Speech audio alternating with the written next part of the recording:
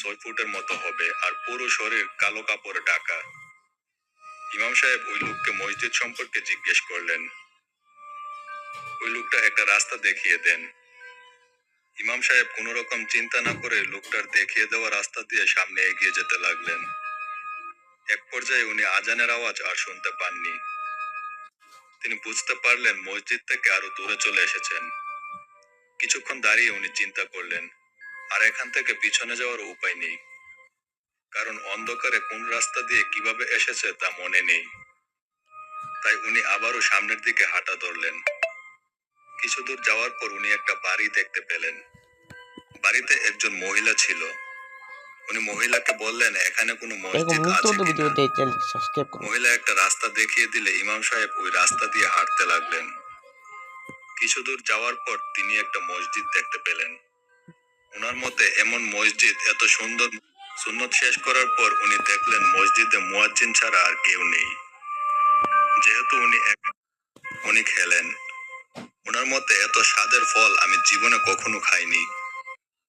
আসার পর উনি দেখেন এই লোকগুলো ওই লোকগুলো যাদের সাথে উনি নামাজ পড়েছিলেন। এবার ওই লোকগুলোর সাথে একটা লাশ রয়েছে।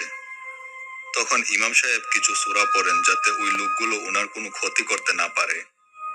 লোকগুলো কাছে আসলে উনি জিজ্ঞেস করেন, আপনারা কোথায় যাবেন? লোকগুলো কোনো উত্তর দেয় না।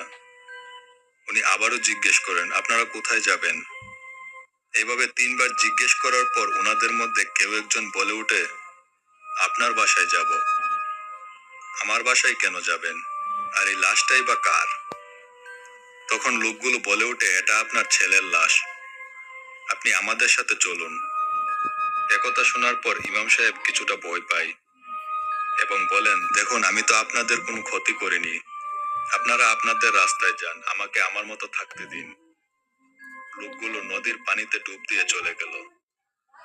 এরপর ফজরের আজান হলে ইমাম সাহেবের একজন পরিচিত মাঝি আসে ইমাম সাহেবকে নিয়ে যেতে। 3 ঘন্টা নদীপথে যাওয়ার পর উনি যখন উনার বাড়ির কাছাকাছি চলে আসলেন, তখন দেখেন এলাকার মানুষজন উনাকে এসে সান্ত্বনা দিচ্ছেন। উনি চিন্তা করলেন, সবাই আমাকে সান্ত্বনা দিচ্ছে কেন? নিশ্চয়ই বাড়িতে কিছু একটা হয়েছে। উনি যখন বাড়িতে পৌঁছান তখন দেখেন উনার উঠানে অনেক মানুষজন দাঁড়িয়ে আছে।